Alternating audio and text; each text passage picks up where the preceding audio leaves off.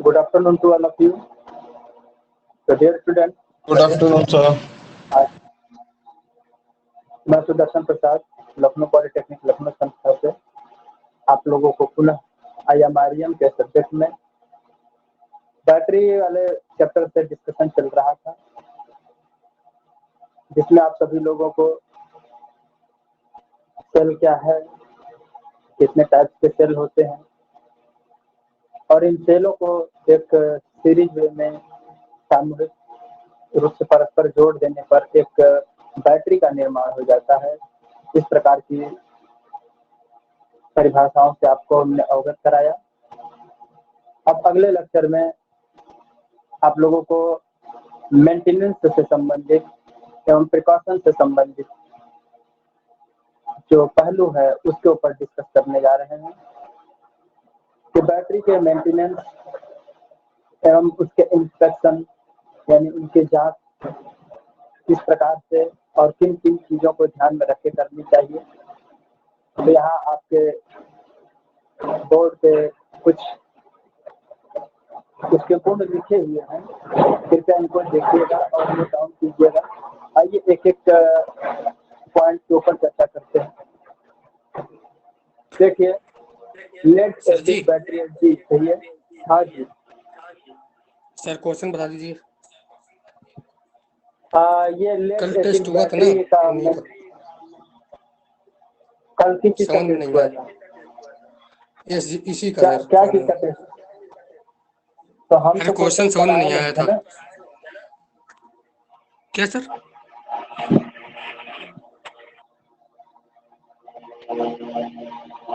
तो इसका क्वेश्चन तो हमने बनाया नहीं था, मंजीत सर जी बनाए सर, वही होंगे। समझ में नहीं आ रहा है ना, बने तो क्वेश्चन हमें भी तो नहीं मालूम ना, क्वेश्चन हम देखे ही नहीं है। हम बता। हाँ, क्वेश्चन हमने देखा नहीं है, क्वेश्चन हमें भेज दीजिएगा तो देख लेते हैं क्या है। ठीक है, क्वेश्चन आप लोगों के पास है लिखित? यस सर, है लिखे। चलिए ठीक है, तो उसको आप मुझे भेज दीजिएगा, मैं उसको देख लेता हूँ। ठीक है, और जो दिक्कतें होंगी उसको हम बता देंगे आप लोगों को। ठीक है, क्या ज़्यादा टफ था क्या? नहीं, थोड़ा नहीं है, समझ में नहीं आ रहा थोड़ा।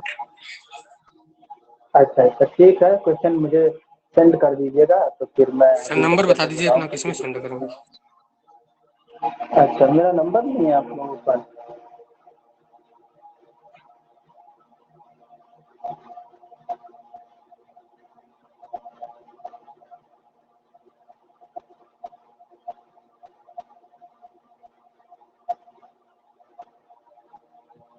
दिख रहा है नंबर?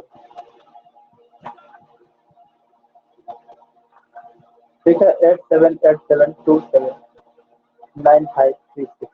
ठीक है, किसी पे भेज दीजिएगा, व्हाट्सएप कर दीजिएगा, मैं देख लूँगा।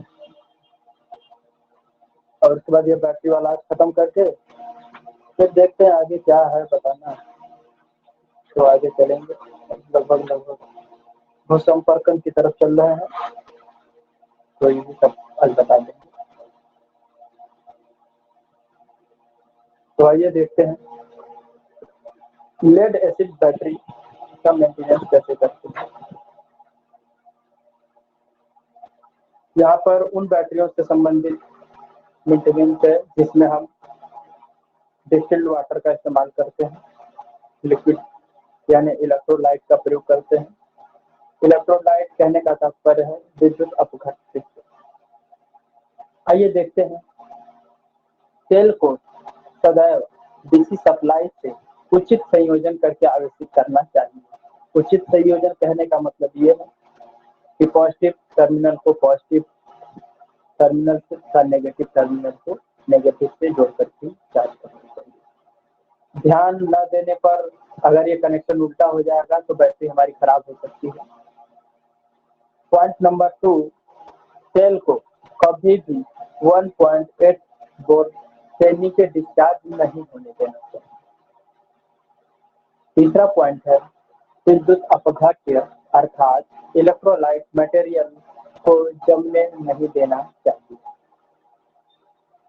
चौथा पॉइंट है सेल को अधिक चार्ज अथवा डिस्चार्ज नहीं करना चाहिए।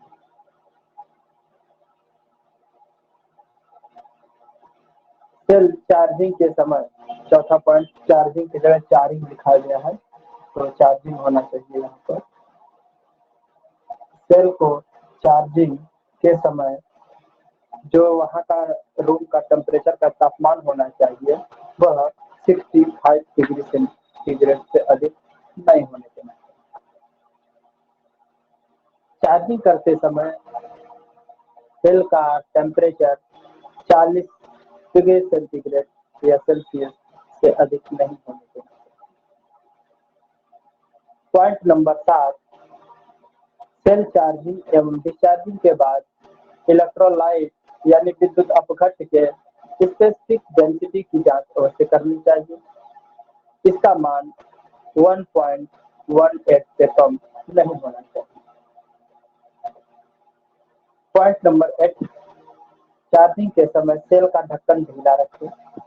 ढीला रखने का मुख्य प्रयोजन यही है कि रिएक्शन के फलस्वरूप हाइड्रोजन तथा ऑक्सीजन ऑक्साइड बाहर उसको निकलने देना चाहिए।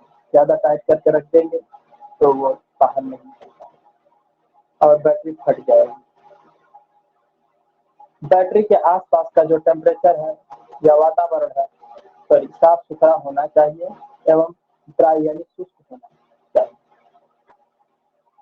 10वां नंबर है, सेल को चार्जिंग करते समय ज्वलनशील पदार्थ उसके पास नहीं ले जाना चाहिए, या फिर बैटरी आपकी अगर प्रॉपरली कनेक्टेड है सप्लाई से, वो चार्ज और डिस्चार्ज होती रही है समय समय पर, तो वहाँ पर ऐसे पदार्थ नहीं रखने चाहिए ताकि कभी स्पार्किंग होने की वजह से कहीं आग न लगने पाए। 11वां नंबर, सेल को कभी कभी अधिक चार्ज करें। इसका मुख्य कारण यह है कि जब सेल को कभी कभी अधिक चार्ज कभी कभी करना चाहिए, ज्यादा प्रतिदिन नहीं। तो जब कभी कभी अगर ज्यादा चार्ज करते हैं तो इसका फायदा यह होता है कि उसके अंदर जो प्लेटें लगी होती है उन प्लेटों पर सल्फेट जम जाता है, तो अधिक चार्ज करने से प्लेटों के ऊपर जमी हुई सल्फेट हट जाती है। 12वां नंबर है, सेल के टर्मिनल को साफ सुथरा रखना चाहिए ताकि उसमें कार्बन न जमने पाए। कार्बन जम जाता है तो प्रॉपर धारा का प्रवाह नहीं हो पाता है, इसलिए सेल के टर्मिनल को साफ सुथरा रखें। सेल को अधिक समय तक 13 नंबर, सेल को अधिक समय तक डिस्चार्ज अवस्था में नहीं रखना चाहिए, अन्यथा आपको उसको चार्ज करने में थोड़ी दिक्कतें आ सकती हैं। पॉइंट नंबर 14, इलेक्ट्रोलाइट की कमी होने पर उसमें डिस्टिल्ड वाटर का यूज करें, यानी डिस्टिल्ड वाटर आशुद्ध जल उसमें डाल देना। और 15 नंबर है, इलेक्ट्रोलाइट बनाते समय अम्ल में पानी नहीं डालना चाहिए, बल्कि इलेक्ट्रोलाइट बनाते समय पानी में अम्ल को मिलाना चाहिए। ठीक है। और 16 नंबर है, समय समय पर सेल को ट्रिपल चार्ज करना चाहिए। ठीक, ये सभी पॉइंट नोट कर लीजिए। जब नोट हो जाए तो सब बताइए, फिर हम अगले चैप्टर से कुछ नई चीजों के ऊपर डिस्कस करेंगे। अर्थिंग है, अर्थिंग संबंधित अर्थिंग बहुत इम्पोर्टेंट है, ये आपके ड्राइंग में भी क्वेश्चन बन सकते हैं, IMRM में भी क्वेश्चन बन सकता है, तो उसको थोड़ा अच्छे से पढ़ना है।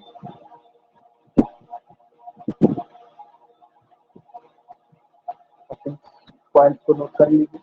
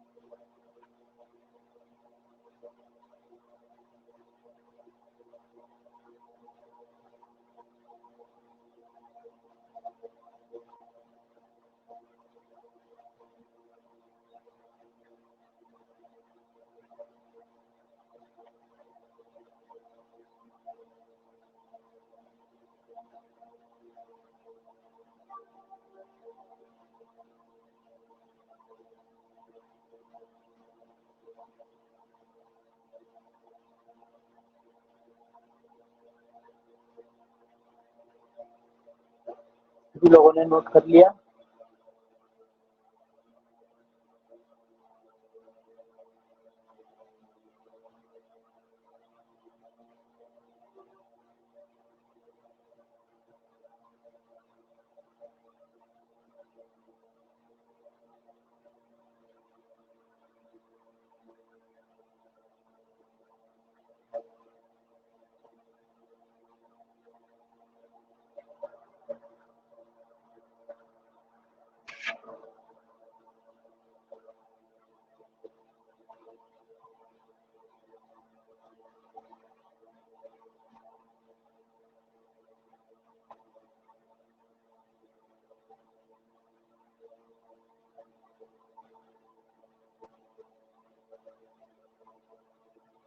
सर रिकॉर्डिंग पे नहीं है क्या? हाँ, रिकॉर्डिंग पे है।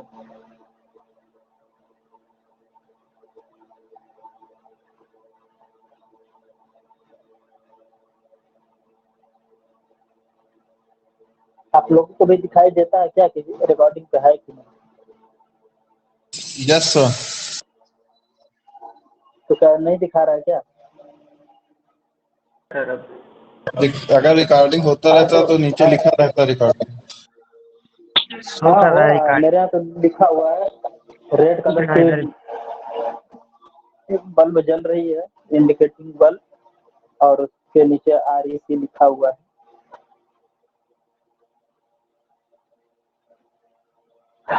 नोट हो गया ये?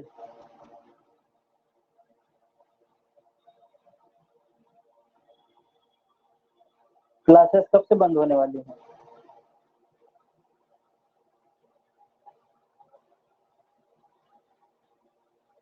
अभी पता नहीं है सर। चलिए, हम लोगों को तो 15 तक खत्म करने का बताया गया है। 15 तक, 15 या 20 तक खत्म कर। सर क्लास कितने तारीख तक चलेगी? 15 तक खत्म हो जाएगा कोर्स? हाँ, खत्म हो जाएगा। बाकी का नहीं पता, लेकिन मेरा तो हो जाएगा। चलिए, इससे बढ़िया। और आप लोग इसी ईमानदारी के साथ और कटिबद्धता के साथ लगे रहेंगे तो अवश्य ही मैं इसको जल्दी ही खत्म कर दूंगा। अब बचा ही क्या, अर्थिंग बचा है। 2 लेक्चर में अर्थिंग खत्म हो जाएगी, या 3 लेक्चर में, और उसके बाद बचेगा आपका टेस्टिंग। एक है इंसुलेशन का टेस्टिंग, और एक है थोड़ा प्रिकॉशन वगैरह, इलेक्ट्रिसिटी रूल से संबंधित कुछ चीज़ें। बस काम खत्म।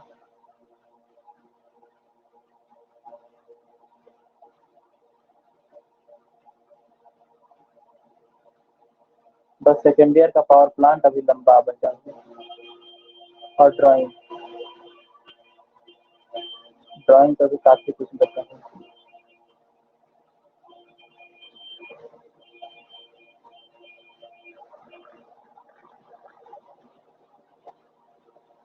आप लोगों का ड्राइंग कहाँ तक पहुँचा, खत्म हो गया?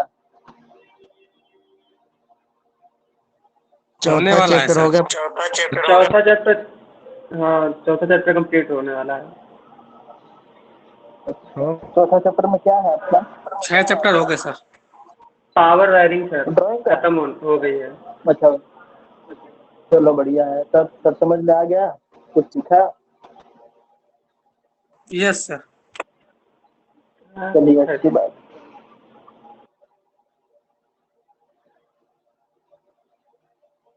ये हो गया?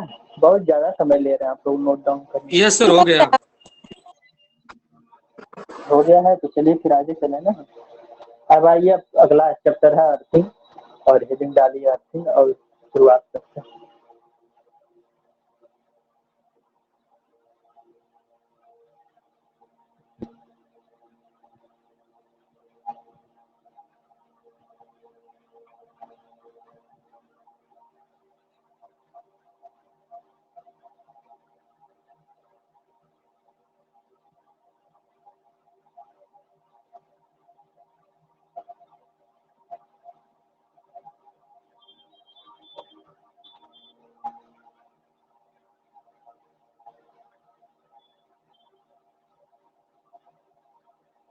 तो ये आज यहाँ पर हम सीखेंगे अर्थिंग क्या है, अर्थिंग क्यों करते हैं और अर्थिंग की आवश्यकता क्या है, एक प्रभावशाली अर्थिंग कैसे होती है और अप्रभावशाली अर्थिंग का क्या कारण है, और उसके बाद अर्थिंग के टाइप क्या है, इसके ऊपर डिस्कस करेंगे। तो नोट करिएगा, अर्थिंग को हिंदी में भूसंपर्कन कहते हैं, भूसंपर्कन।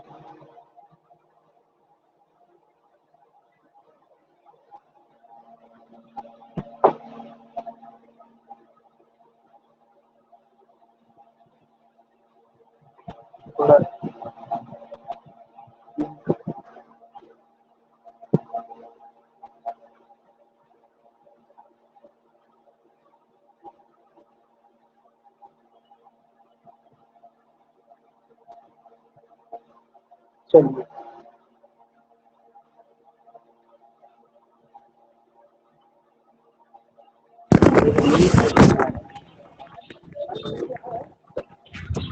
लिखते जाइएगा साथ साथ में अर्थिंग।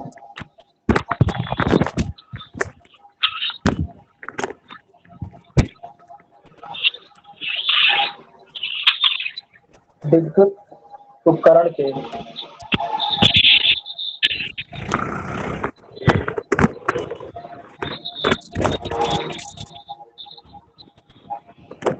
आप लोग माइक बंद कर दीजिए। इलेक्ट्रिकल इक्विपमेंट की विद्युत धारा से इलेक्ट्रिक करंट कैरी न करने वाले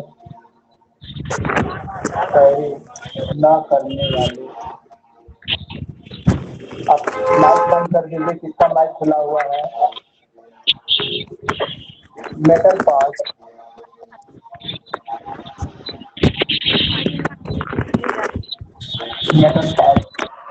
तथा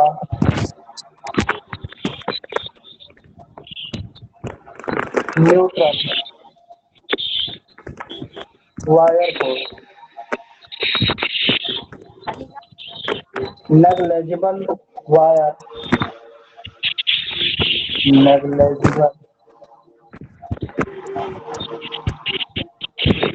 रेजिस्टेंस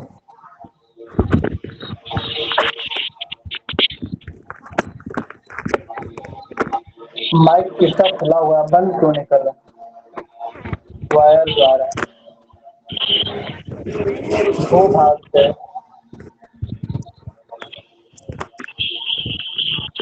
अर्थ से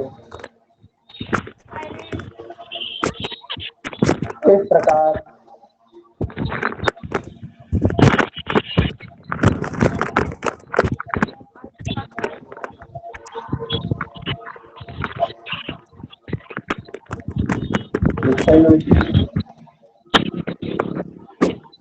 करने की क्रिया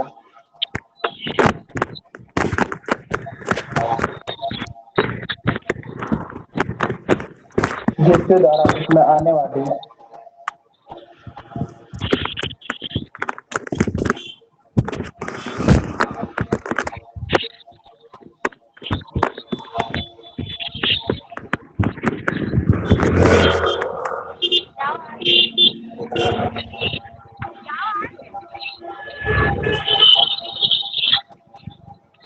कोई ऑटो में बैठ के पढ़ रहा है क्या?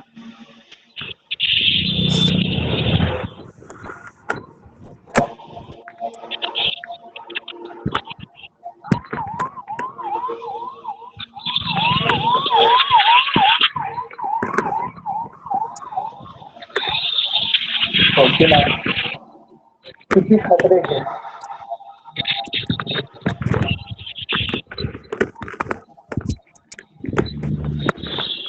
पृथ्वी में डिस्चार्ज कर दिया गया।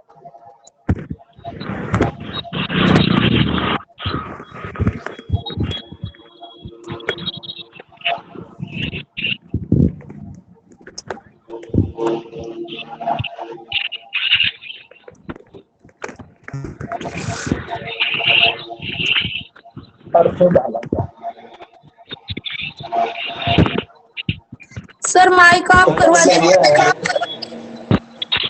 पता नहीं कौन है, माइक ऑफ ही नहीं कर माइक रहा ऑफ है। कर हमें लो। पता चल रहा, हाँ हमें पता चल रहा है कि कौन है, तो हम उसको ब्लॉक कर दें, एक तो दोबारा फिर पढ़ ही नहीं पाएंगे हमारे साथ। मना करने के बावजूद भी माइक ऑफ नहीं कर रहे। सर अब आप अपनी देखिए, तरफ से सबको आर्थिंग का म्यूट मेन ऑल कर उद्देश्य दीजिए ना यह सर, है म्यूट ऑल कर दीजिए, हो जाएगा। यह के लिए इस्तेमाल करना है।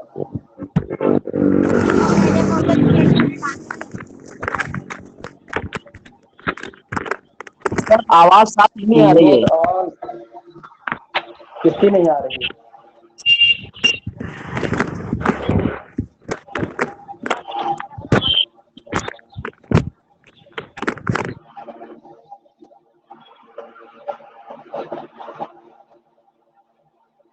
सर क्लास को एक बार एंड करके फिर से ऐड करिए सर।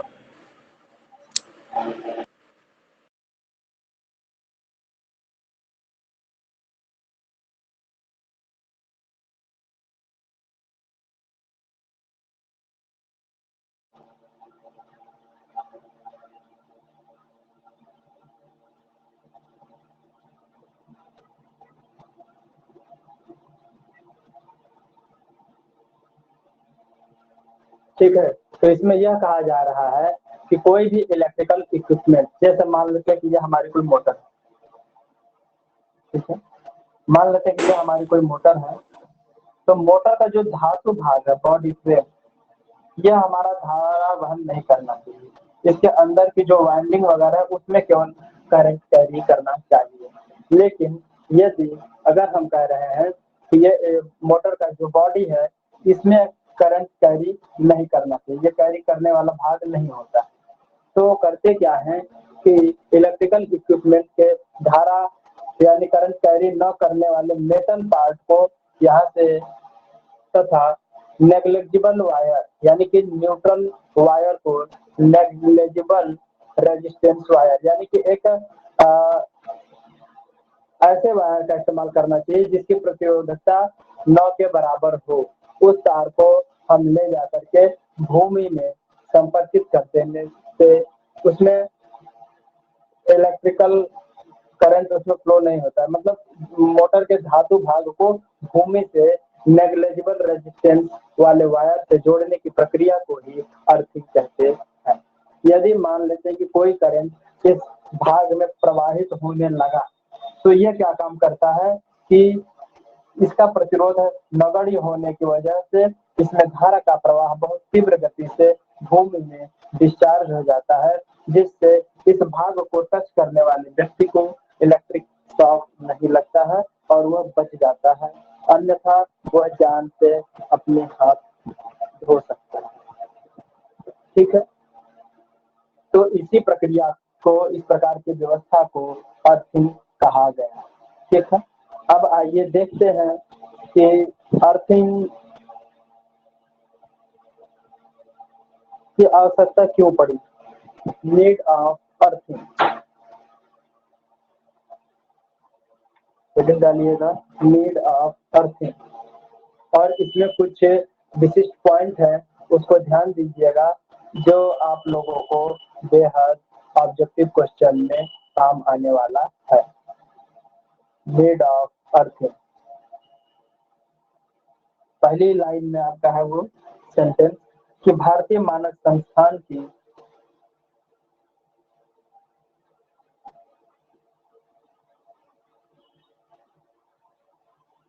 BIS यानी कि भारतीय मानक संस्थान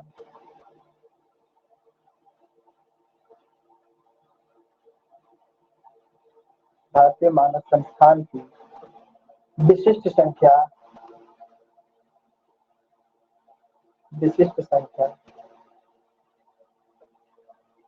3043 to 1966 तथा भारतीय विद्युत नियम, भारतीय विद्युत नियम 1956 के अनुसार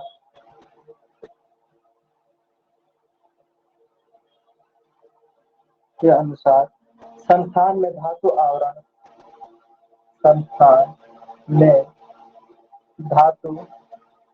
आवरण धातु आवरण वायरिंग के सभी कंड्यूट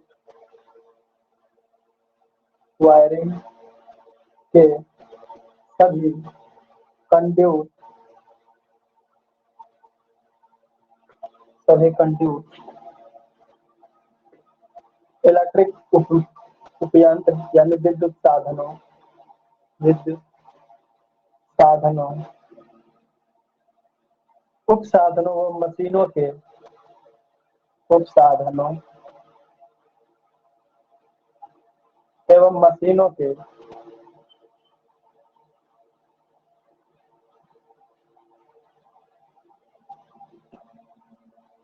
धातुओं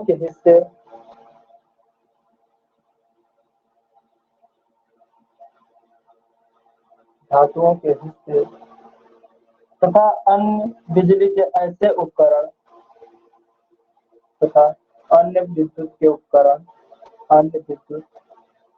उपकरण के ऐसे हिस्से या ऐसे भाग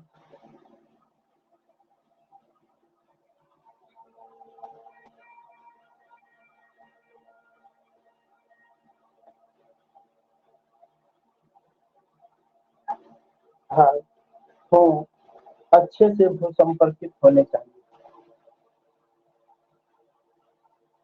उन्हें अच्छी प्रकार या अच्छी तरह से भूसंपर्कित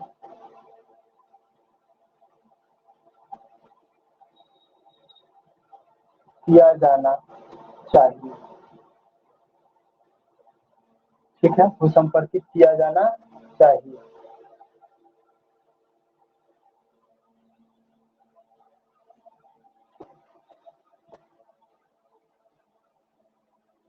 जिससे कभी विद्युत रोधन नष्ट होने पर जिससे कभी इंसुलेशन के नष्ट होने पर मशीनों के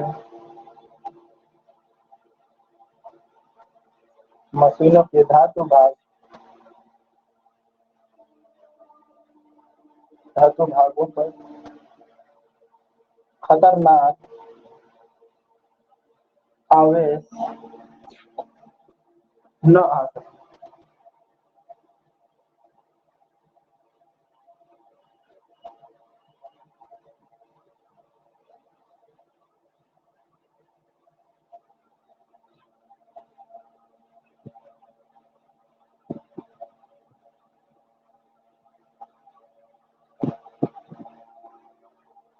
इससे वहाँ के कर्मचारी को इलेक्ट्रिक शॉक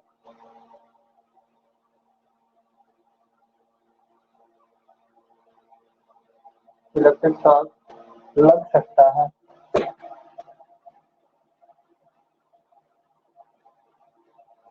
और साथ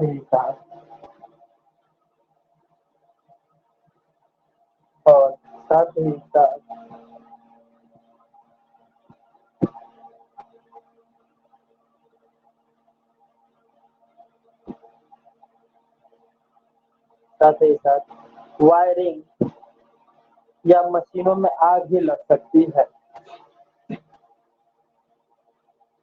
साथ ही साथ मशीनों एवं वायरिंग में आग भी लग सकती है।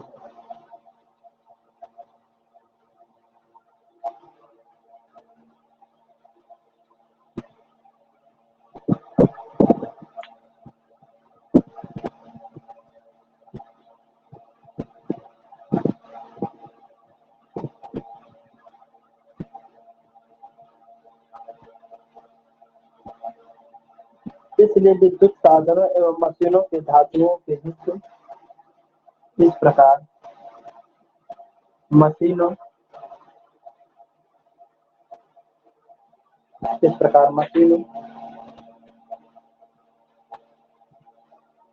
के धातु हिस्से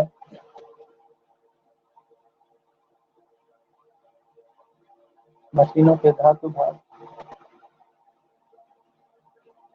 भूतार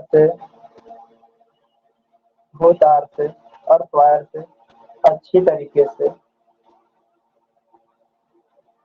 तरह से भू संपर्कित होना चाहिए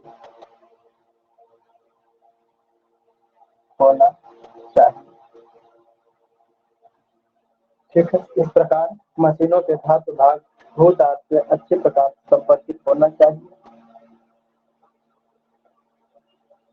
कंड्यूट वायरिंग में भी कंड्यूट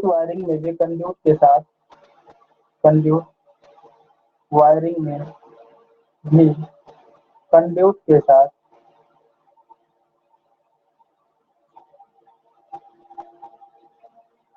अर्थ वायर डालना चाहिए।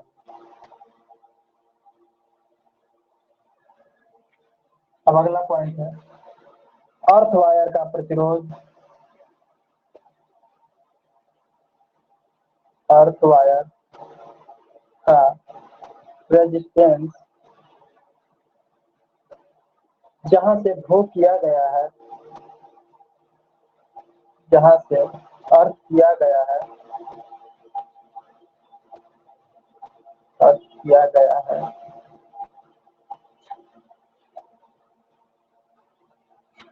वहां से लेकर मशीन के जिस भाग को भू संपर्कित किया गया है, मशीन के जिस भाग से जोड़ा गया है,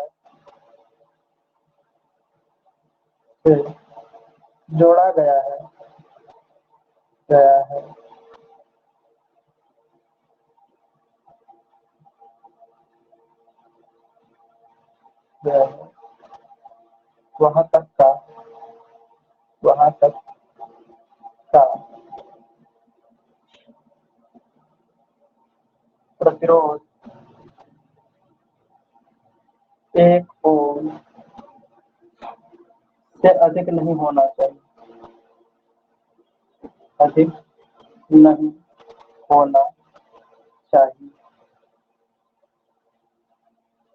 यहाँ तक दिख रहा है।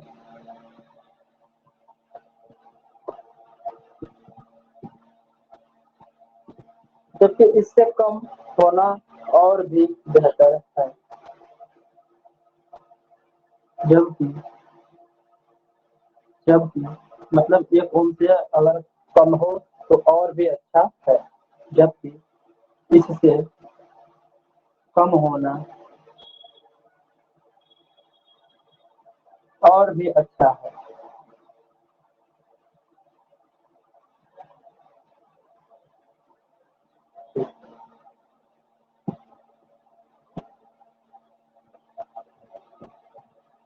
जिन मशीनों का या जो मशीनें अधिक एम्पियर का लोड लेती हैं, जो मशीनें अधिक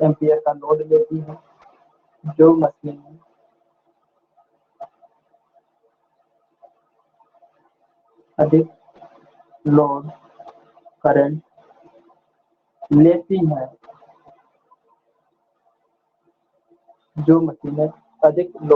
लेती हैं, वहां पर अर्थ रेजिस्टेंस 0 ओम होना चाहिए। वहां पर अर्थ रेजिस्टेंस 0 ओम होना चाहिए।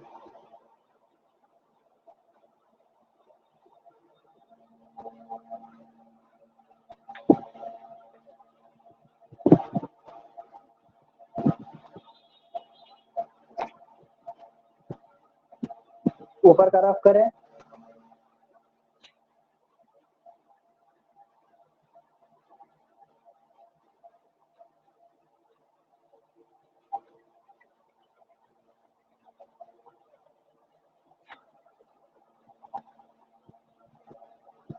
Advantage of earthing.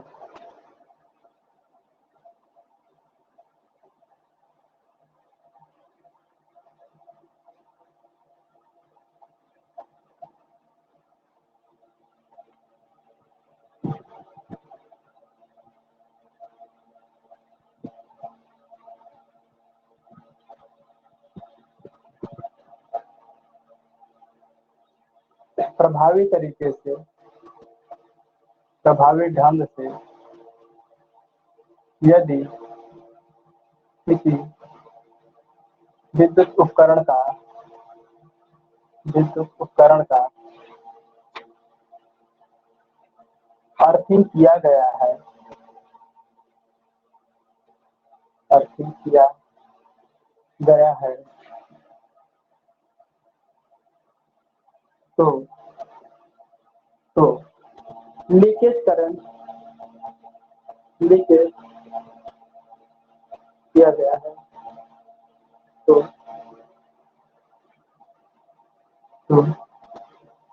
यदि किसी कारणवश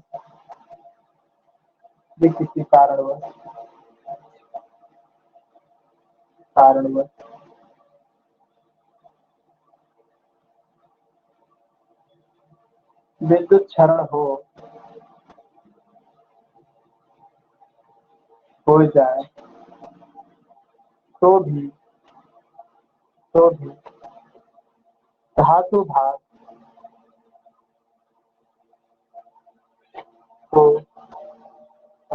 के छू जाने पर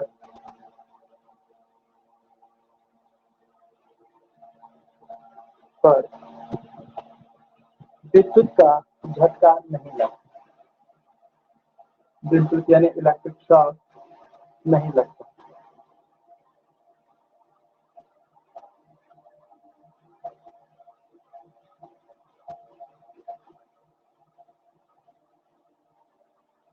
दूसरा पॉइंट, विद्युत क्षरण की स्थिति में न्यून प्रतिरोध।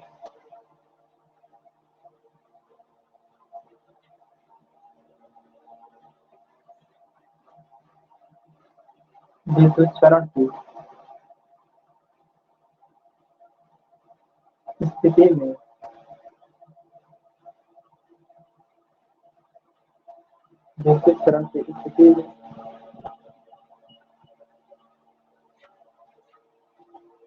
न्यून प्रतिरोध का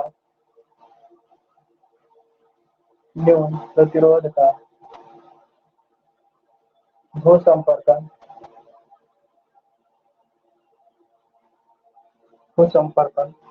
पथ प्राप्त हो जाने से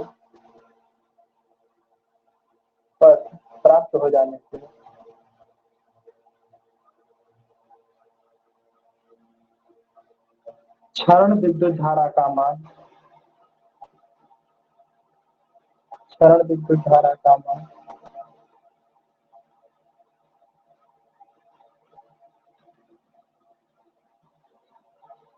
इतना बढ़ जाता है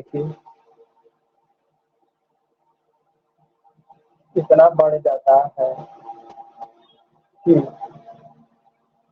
फ्यूज तार गलकर प्रतिरोध को परिपथ को भंग कर देता है। फ्यूज तार मेल्ट होकर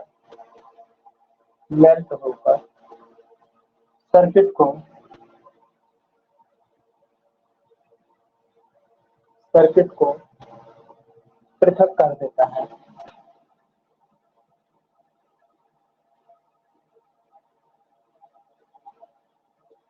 दो पॉइंट होगा। तीसरा, उदासीन तार कहीं पीछे से टूट जाए तो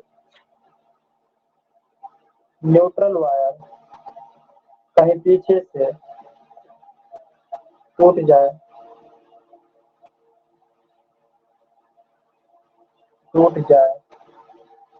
तो भी यह भू विभव पर बना रहता है।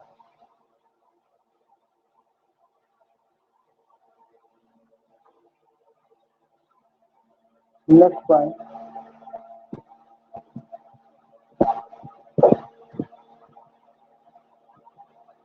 उपकरणों तथा संस्थान के विद्युत धारा वहन न करने वाले भाग भू विभव पर बने रहते हैं। उपकरणों के धातु भाग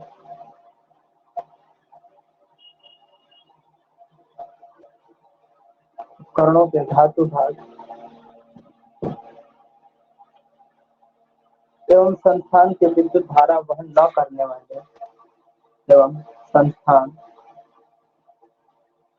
के विद्युत धारा वहन न करने वाले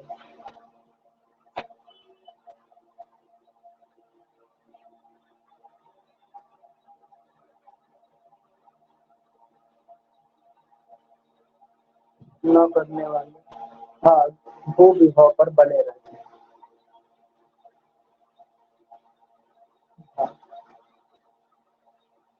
भू विभव पर बने रहते हैं।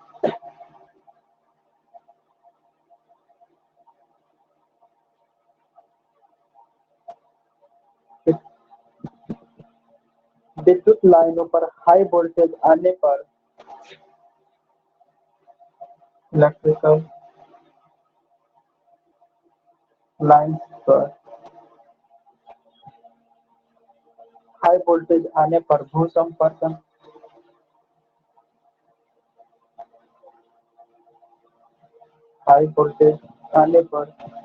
संपर्कन युक्त व्यवस्था द्वारा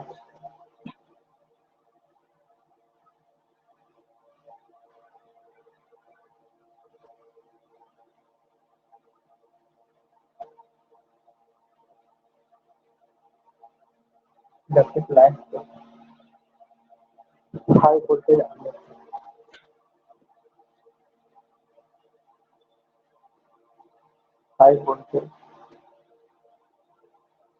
आने पर भू संपर्कन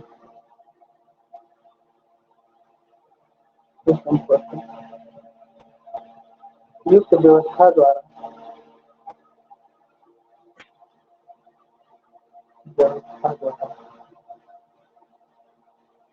इसे भूमि में डिस्चार्ज कर दिया जाता है। भूमि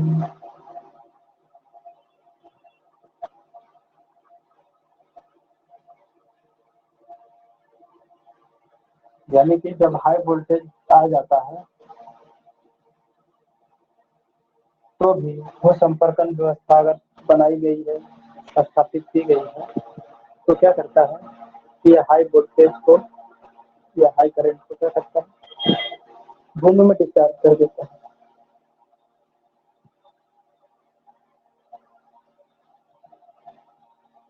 हानियां जैसे क्या है, यदि भू तार कहीं से टूट जाए या खुला तार होने के कारण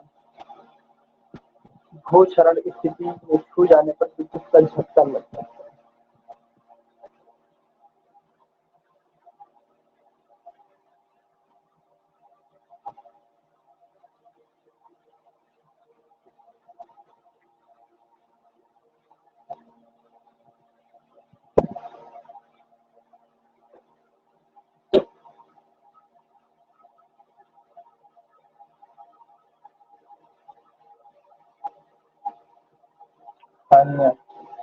यदि भू तार यदि अर्थ वायर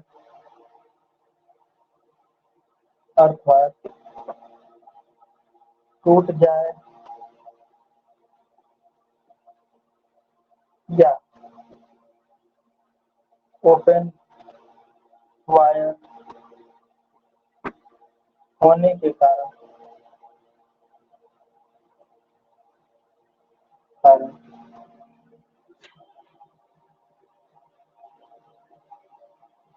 अर्थ लीकेज कंडीशन में कंडीशन में बिल हो जाने पर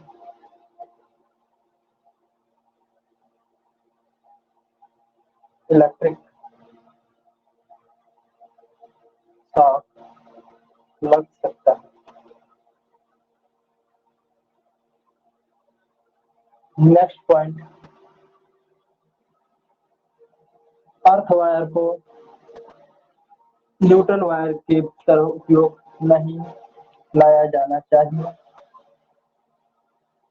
और वायर को न्यूट्रल वायर की तरह न्यूट्रल वायर की भांति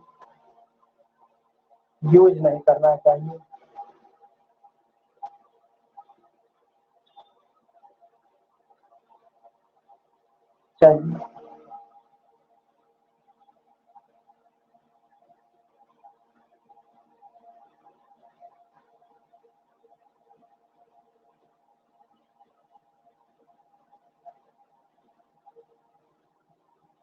भूतार पीछे की ओर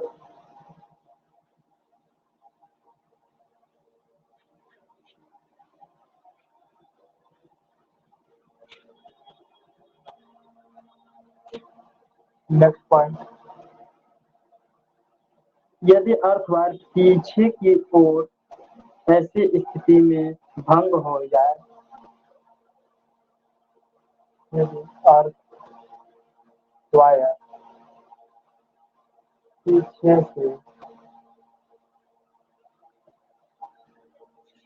से ऐसी स्थिति में भंग हो जाए, ऐसी दशा में भंग हो जाए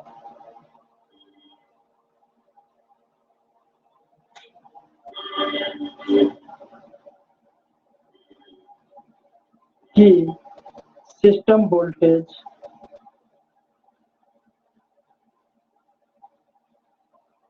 हो जाए कि सिस्टम की या पावर सिस्टम की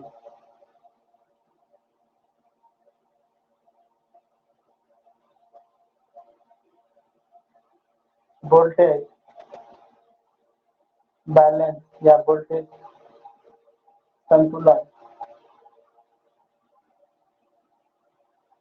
संतुलन को प्रभावित करने लगे,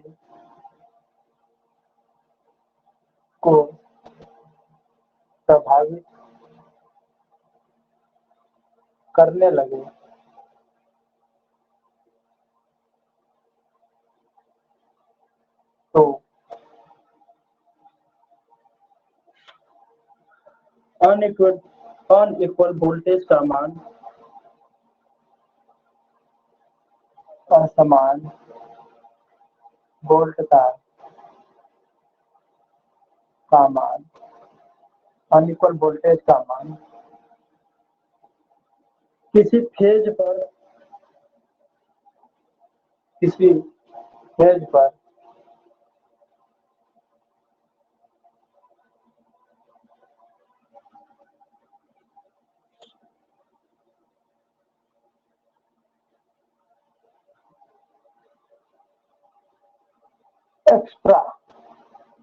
एक्स्ट्रा हाई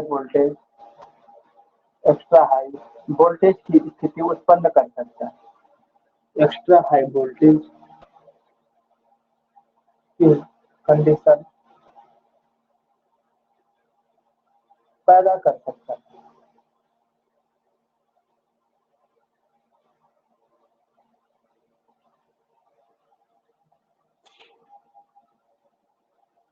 जो संस्थान के उपकरणों के लिए हानिकारक हो सकता है, जो इंडस्ट्री के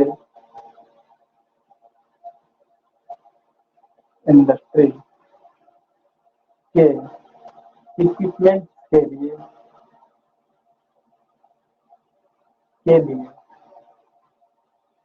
हानिकारक हो सकता है।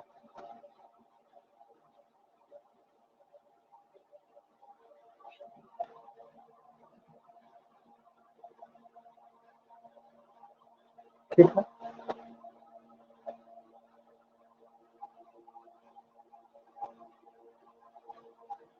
यदि भूसंपर्कन प्रभावी व निम्न प्रतिरोध मान का न हो तो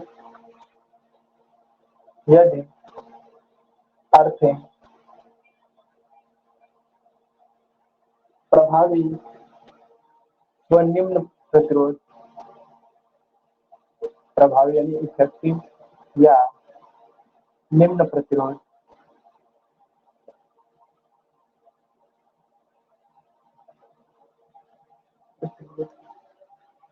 मान का न हो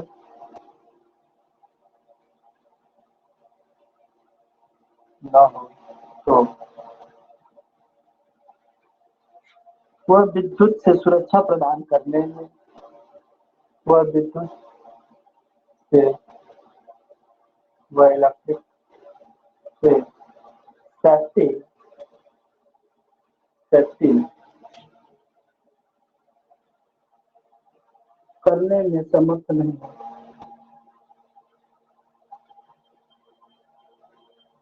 रखने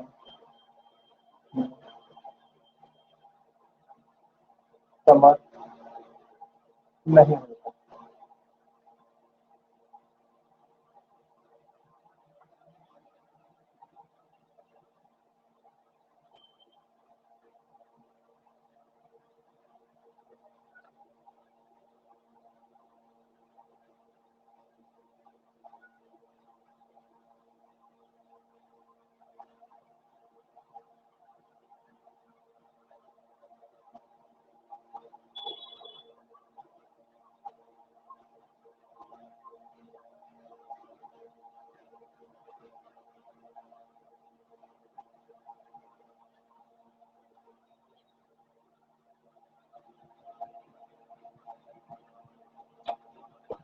पूरा कंप्लीट नोट कर लिया है।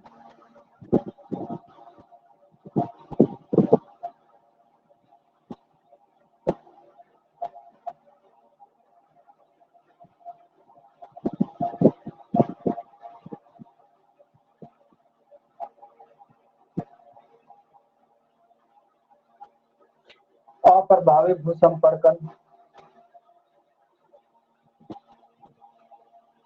का प्रभाव क्या होता है, यानी कि इम्प्रॉपर अर्थिंग है तो उसका क्या प्रभाव देखने को मिलेगा या क्या प्रभाव पड़ेगा, आइए देखते हैं।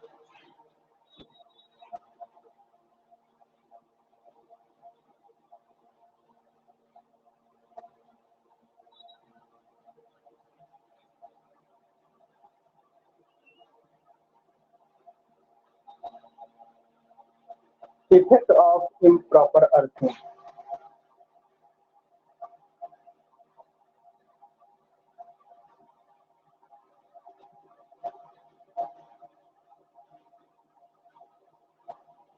आप लोगों को स्पष्ट साफ दिखाई दे रहा है ना, वर्ड पढ़ने में आ रहा है कि नहीं?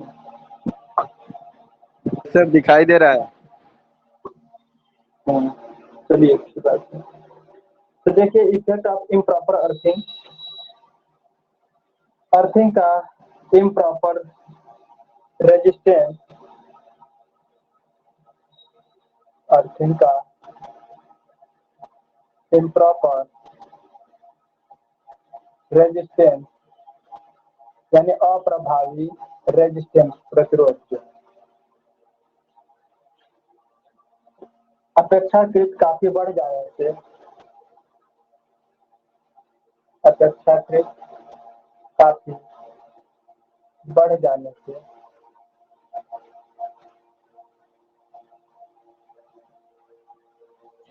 वह विद्युत से रक्षा करने योग्य नहीं रह जाता, वह इलेक्ट्रिक से सुरक्षा यानी शक्ति सुरक्षा करने योग्य नहीं रह जाता।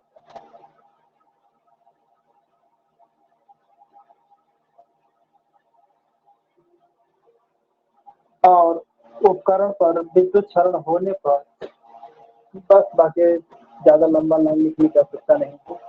इसके बाद यही है कि सुरक्षा करने योग्य नहीं रह जाता, तो क्या होगा, वह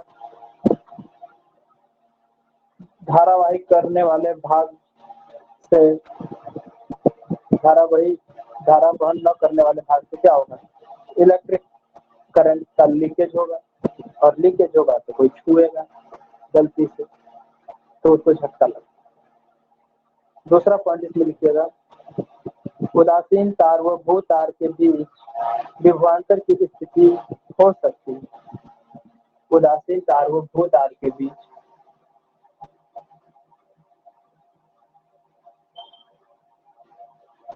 एवं अर्थ वायर के बीच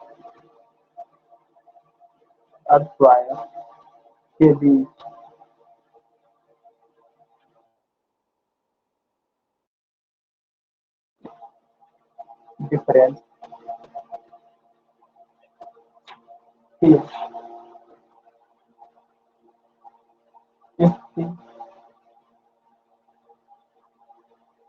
उत्पन्न हो सकती है।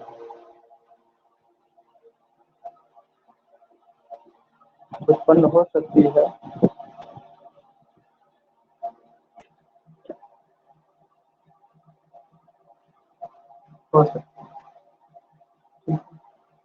यानी न्यूट्रल वायर और अर्थ वायर के बीच पोटेंशियल डिफरेंस की स्थिति में उत्पन्न हो जाने पर यदि न्यूट्रल वायर टूटकर किसी तरीके से फेज वायर से संपर्कित हो जाए, यदि न्यूट्रल वायर किसी तरह से फेज वायर से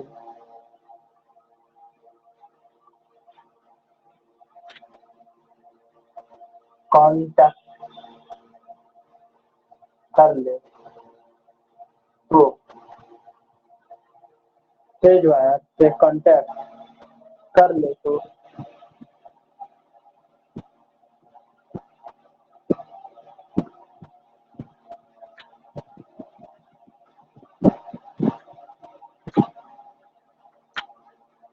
कांटेक्ट कर ले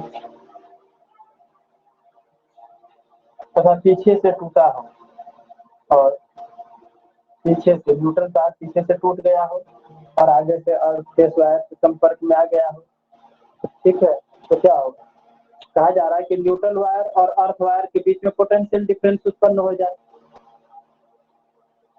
और उसी समय यह भी कहा जा रहा है कि यदि न्यूट्रल वायर किसी तरीके से फेज वायर से तो संपर्क हो गया और पीछे से भी टूट गया, तो इस स्थिति में खतरा उत्पन्न हो सकता है। पीछे से टूट गया हो तो यह स्थिति तो यह बहुत खतरनाक सिद्ध होगा, ठीक है। एक तो दोनों के बीच में पोटेंशियल डिफरेंस की उत्पन्न हो जा रही है और उसी दौरान किसी प्रकार से न्यूट्रल वायर फेज से टच हो जाए और पीछे से हिस्सा टूटा हुआ हो तो उसको क्लियर पथ नहीं मिल पाएगा और वो क्या हो जाएगा, उस अर्थ न्यूट्रल वायर में भी लाइव करंट फ्लो होने लगेगी और जब लाइव करंट फ्लो होने लगेगी और वो लाइव कंडक्टर की तरफ बिहेव करने लगेगा तो बिल्कुल खतरनाक सिद्ध हो जाएगा।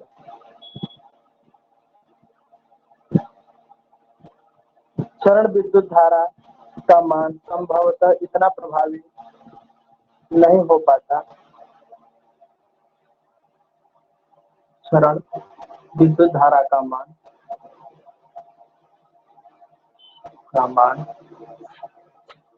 संभवतः इतना प्रभावी नहीं हो पाता कि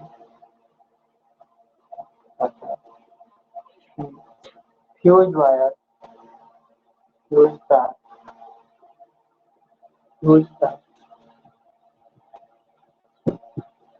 को गला सके,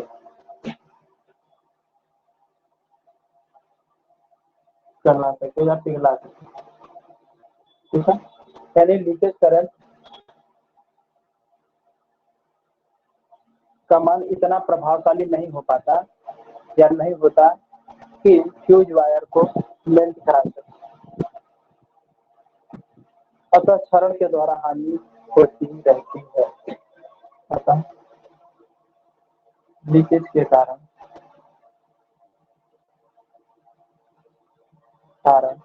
लॉस होता रहता है।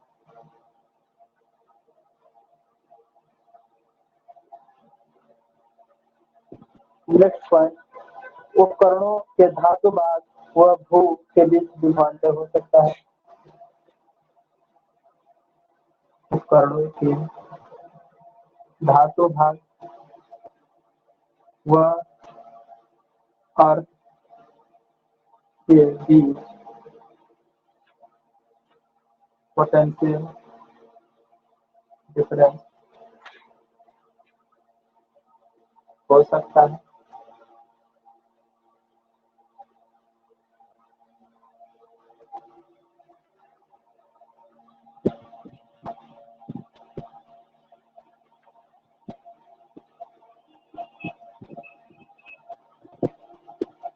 विद्युत संस्थान के अर्थ वायर पर ऑपरेट डिवाइसेस ठीक प्रकार से कार्य नहीं कर सकेंगे। विद्युत संस्थान पर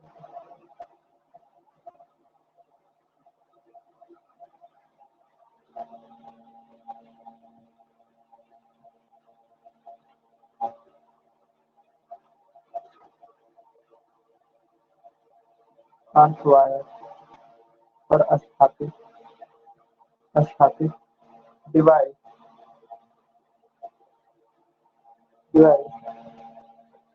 ठीक प्रकार से कार्य नहीं कर पाएंगे। प्रकार से कार्य नहीं कर पाएंगे।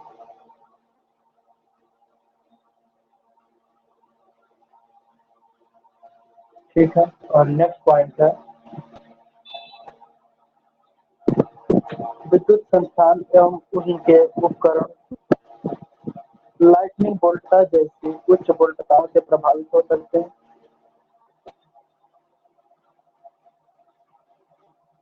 विद्युत संस्थान व उनके उपकरण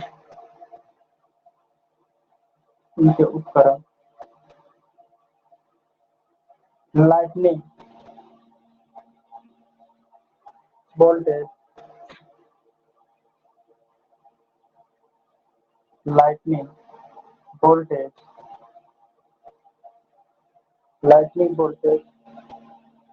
जैसी उच्च वोल्टताओं से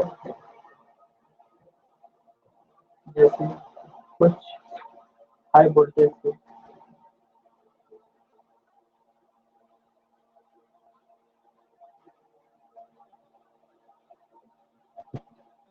प्रभावित हो सकती है।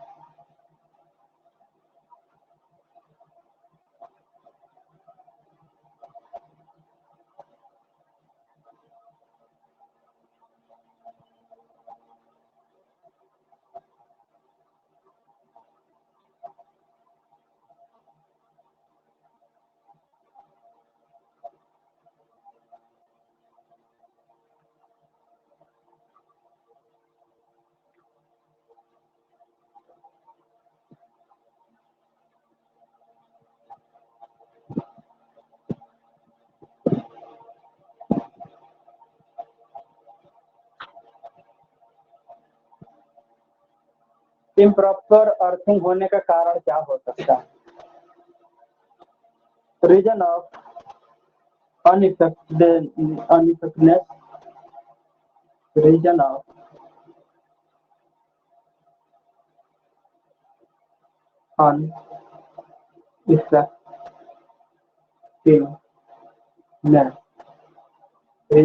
अनइफेक्टिवनेस ऑफ अर्थिंग, यानी अर्थिंग के अप्रभावी होने का मुख्य कारण क्या है? भूतार के उपयुक्त माप या उपयुक्त साइज का न होने के कारण, अर्थ वायर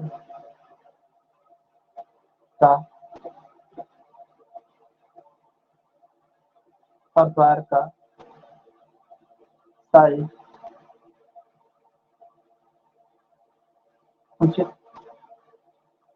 न होना के कारण प्रतिरोधक धूप का प्रतिरोध अधिक हो, अर्थ का रेजिस्टेंस अधिक है। ठीक है, तो ये अर्धवायर की साइज उपयुक्त माप की न होने के कारण अर्थ वायर का रेजिस्टेंस अधिक हो जाता है। अर्थ यानी अर्थ वायर लिख दीजिए, क्योंकि अर्थ वायर का रेजिस्टेंस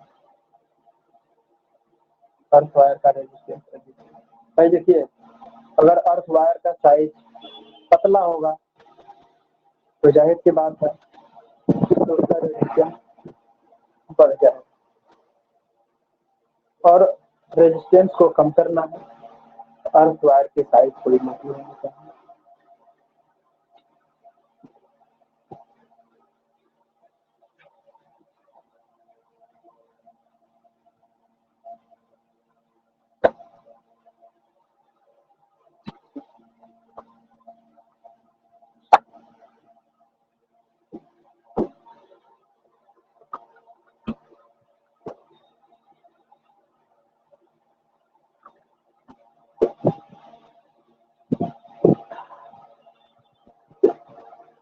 चलिए आगे चलते हैं।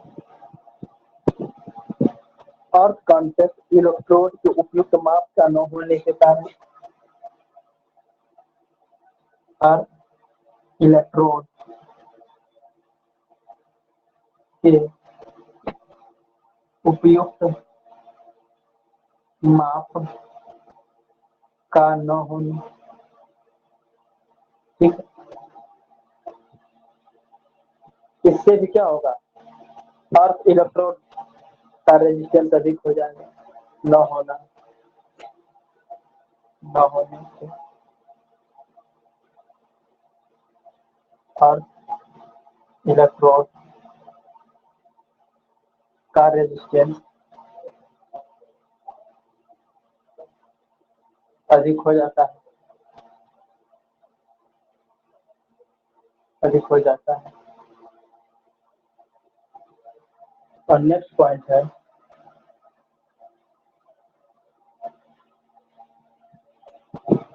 अर्थ कांटेक्ट की गहराई कम होने के कारण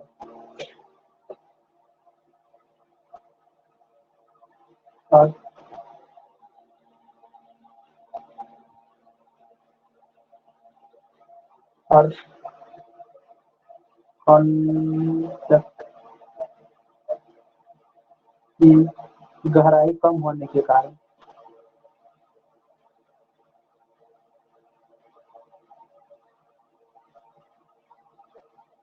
क्षरण धारा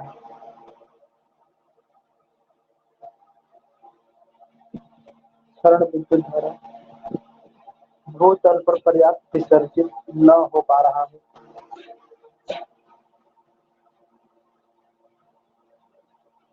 क्षरण विद्युत धारा भूतल पर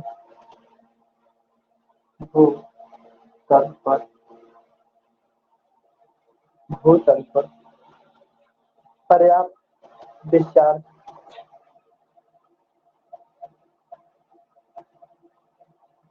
मात्रा में विसर्जित यानी डिस्चार्ज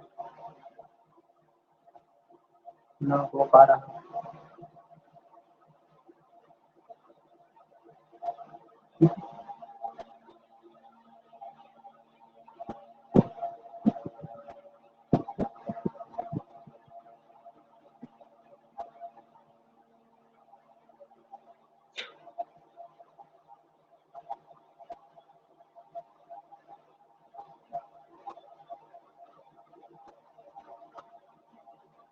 तो अगला पॉइंट, अर्थिंग की नमी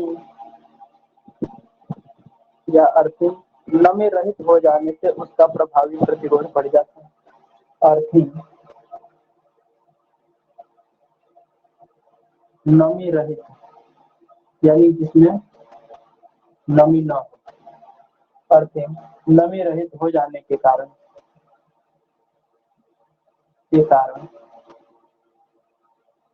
अर्थिंग नमी रहित हो जाने के कारण उसका प्रभावी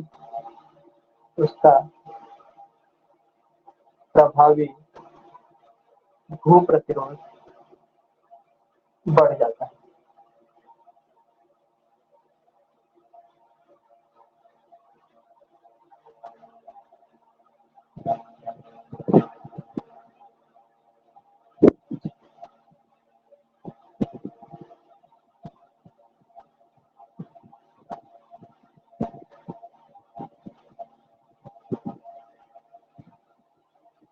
अर्थ वायर पर ज्वाइंट ढीले हो अथवा टूट गया, अर्थ वायर पर ज्वाइंट ढीला अथवा टूट गया है।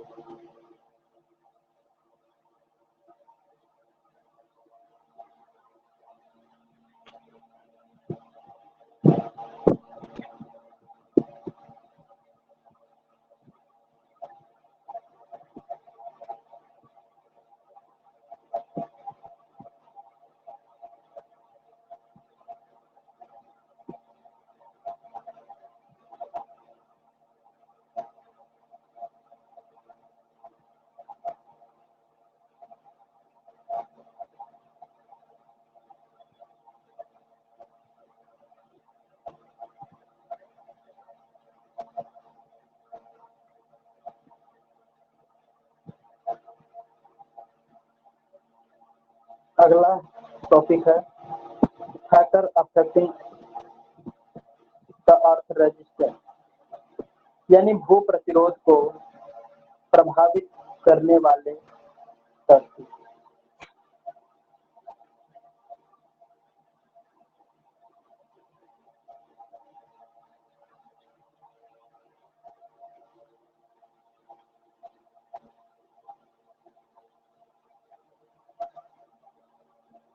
भू प्रतिरोध को प्रभावित करने वाले तत्व।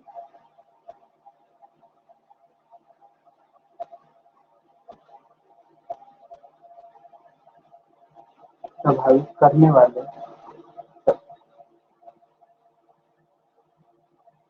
कौन कौन से हैं? Factor affecting the earth resistance, factor affecting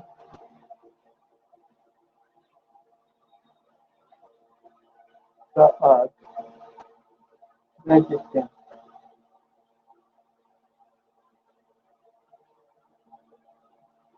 पहला पॉइंट, भू संपर्कन प्रणाली के निम्न तत्व।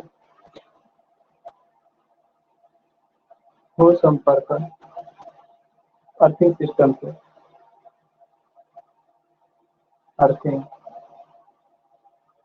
के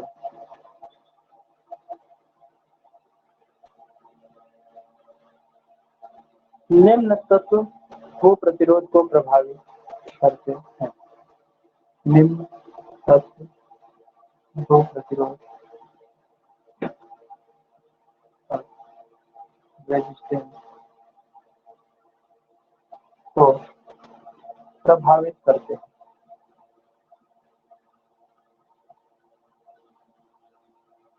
क्या क्या है, आइए देखते हैं। भूमि की स्थिति, भूमि की स्थिति कैसी है? पथरीली है, नमी युक्त है, रेत वाली है, कंकड़ वाली है। भूमि का तापमान, भूमि का तापमान कैसा है, कितना है? तीसरा पॉइंट, भूमि में नमी की मात्रा कितनी है?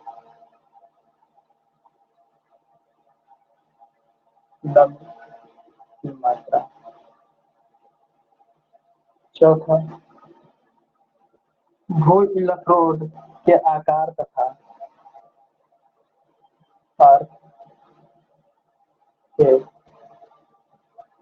इलेक्ट्रोड का आकार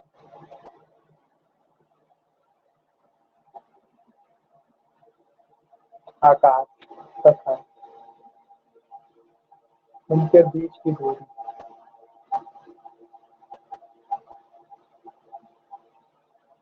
5वां पॉइंट, अर्थ इलेक्ट्रोड का मटेरियल, यानी अर्थ इलेक्ट्रोड किस मटेरियल का बना हुआ है, ठीक है, किस धातु का बना हुआ है। अर्थ इलेक्ट्रोड की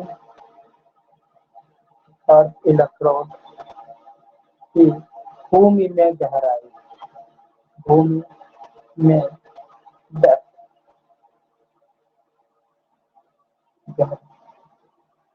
और 7वां पॉइंट है अर्थ इलेक्ट्रोड के गड्ढे में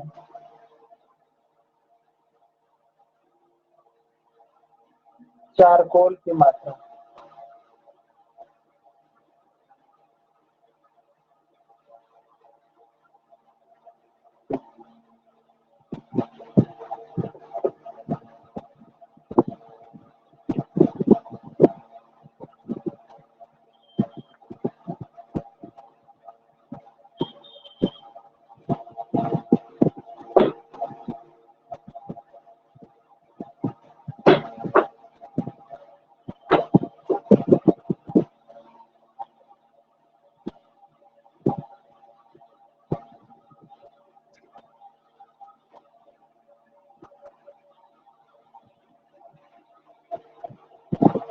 नोट कर लिया सभी ने?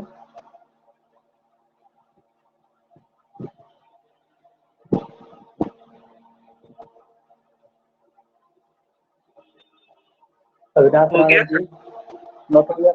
हो गया? यस सबका हो गया? Yes sir. Yes sir. Okay, तो आज कुछ आप लोगों ने समझा, सीखा, कुछ समझ में आया?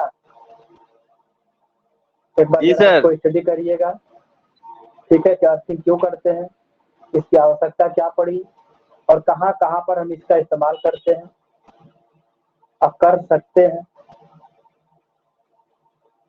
एक अर्थिंग का स्थापित करने के बाद वो प्रॉपर तरीके से हमको सुरक्षा नहीं दे पा रहा है, यानी कि वो प्रभावशाली ढंग से काम नहीं कर रहा, उसका मेन कारण क्या है वो भी आप लोगों के समक्ष हमने प्रस्तुत किया। एक बार उसको पुनः स्टडी कीजिएगा। अगर हम कोई अर्थिंग स्थापित कर देते हैं तो उसको प्रभावित करने वाले तत्व कौन कौन से हैं? तो भूमि है, भूमि की कंडीशन है, तापमान है, उसकी गहराई है, उसके इलेक्ट्रोड किस मटेरियल से बने हुए हैं और कितनी गहराई में उसको डाला गया है, चारकोल की मात्रा कितनी है, नहीं है। तो ये सारी चीजें आपने देखा। अब अगले लेक्चर में हम आपके अर्थिंग की कुछ विशिष्टताएं बताएंगे, कुछ विशेषताएं जो भारतीय मानक संस्थान के अनुसार उसको मानकीकृत किया गया है, स्टैंडर्डाइज किया गया है, उसके बारे में चर्चा करेंगे। फिर उसके बाद अर्थिंग हम कहाँ कहाँ पे कैसे करते हैं, घरेलू, इंडस्ट्री, और घरेलू में किन किन धातु भागों का करते हैं, इन सारी चीजों को बताते हुए फिर आपके पास नया टॉपिक लेकर के आएंगे, अर्थिंग के टाइप्स, कितने टाइप्स की अर्थिंग होती है और इनका इस्तेमाल कहाँ कहाँ होता है। तो आज के लिए ही बस इतना ही है, और आप सभी लोगों को क्लास में ध्यानपूर्वक पढ़ने के लिए, स्टडी करने के लिए बहुत बहुत धन्यवाद। और YouTube पर बने हुए चैनल को हमारे सब्सक्राइब कीजिएगा। वो चैनल देखिए यहाँ पे लिखा हुआ है, ठीक है, लेक्चरर, पॉलिटेक्निक लेक्चरर सुदर्शन प्रसाद के नाम से, पॉलिटेक्निक लेक्चरर सुदर्शन प्रसाद के नाम से। जैसा भी आपको टूटा फूटा रफ टफ मैं बता देता हूँ, मैं वैसे तरह अपलोड कर देता हूँ बिना किसी काट पीट छाट पीट की हुई है, तो आप लोग उसे थोड़ा लाइक कीजिएगा। सर तो उसपे आज के लिए बस इतना ही। सर जो लेक्चर है हाँ उसपे कहिए। कंटिन्यू डाल दीजिए सर, जैसे 15-16 नहीं है। हाँ कुछ लेक्चर ऐसा है कि यदि कहीं कभी कभी देखिए, कल का लेक्चर मैंने लिया था तो उसमें लेक्चर का यहाँ पे मैं 22 लिखा है, तो मैं इसको चेंज आज सुबह पढ़ाया हूँ पावर प्लांट, और 17 नंबर का लेक्चर था, मैंने उसको 18 नंबर लिखा हुआ था, और इसीलिए डिस्टर्ब हो गया ना, तो इसीलिए कभी कभी साइकिल डिस्टर्ब हो जाता है। लेकिन आपका साइकिल ब्रेक नहीं होगा क्योंकि मेंटेनेंस से संबंधित है, तो बस यही हो सकता है कि कोई एक पार्ट छूट सकता है, बाकी मेंटेनेंस की सारी प्रक्रिया जारी ही है। ठीक है। Yes sir. और कभी कभी लेक्चर की नंबरिंग गड़बड़ हो जाती है, इसीलिए हम आप लोगों से पूछते हैं। हम अपने सामने नोट डाउन करके पेपर रखा रहता हूँ कि लेक्चर मुझे आज पढ़ाना है, लेक्चर संख्या कितनी है। बाय द वे पेपर अगर कहीं किसी पन्ने के नीचे दब गया हो, सामने ना आया, तो असमंजसवश लेक्चर संख्या गड़बड़ पड़ जाती होगी। बाकी कंप्लीटली मैंने वहाँ पे कर दिया है। और हाँ, एक आध दो लेक्चर ऐसे हैं जो अभी अपलोड नहीं हो पाए हैं, तो आप लोगों को पढ़ाते समय हमारा डाटा इतना कंज्यूम हो जाता है कि थोड़ा उसको कर पाने में असमर्थ हूँ। मैं सबको डाल दूंगा, जो जो नहीं है मैं उसको डाल दूंगा, सब डाल दूंगा। ये देख लिए वही सीक्वेंस रहता तो सर सही रहता। नहीं नहीं, सारे सीक्वेंस पड़ जाएंगे। एक आध दो दिन आगे पीछे हो सकता है, मैं डाल देता हूँ। अब जैसे कल हमारा कोई लेक्चर नहीं है तो मेरे पास डाटा सेव रहेगा, तो मैं उसको देखता हूँ। एक आध दो दिन का तो लेक्चर ऐसा था कि मैं रिकॉर्डिंग पे लगाना ही भूल गया था, तो इस वजह से थोड़ा सा वो अपलोड नहीं कर पाया हूँ। बाकी जो चीज़ें अगर रिकॉर्डिंग में है अपलोड नहीं की गई हैं, मैं उसको कल अपलोड करूँगा। ठीक है, क्योंकि कल मेरा पूरा का पूरा डाटा सेव रहेगा। Okay, thank you class. Thank you sir.